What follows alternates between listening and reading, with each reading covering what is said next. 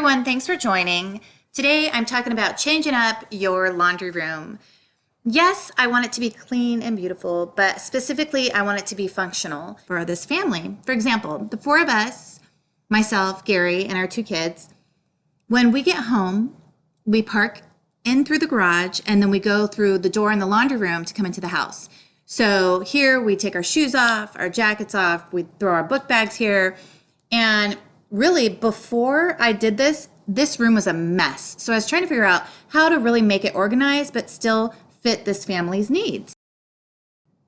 For example, each of us now have a box for our clean clothes. So I fold them, put in these boxes. We also have this rack back here. So if I have clothes that I usually hang in the closet, I hang them back here on this pole. I also have soap ready, and I have these just to be ready to use. Everything I need is right there and ready to go, including towels for the pool. So if, let's say, I don't have towels and I forgot them, I left them upstairs, I don't want to walk upstairs and I'm soaking wet, instead I have a few towels ready right here downstairs in the laundry room.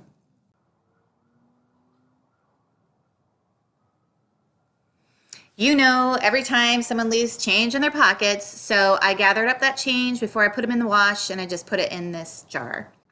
Again, decide what your family needs, plus have a nice, organized laundry room. It's a simple weekend project. The first day I painted to a light gray color, and then the second day I just set up everything and got it organized and put everything in its place.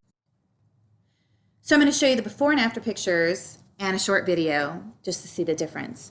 Really, I did this about a month ago, and I really feel happy with how it worked out and how it fits our needs for this family. For example, the boxes that we have for each of us.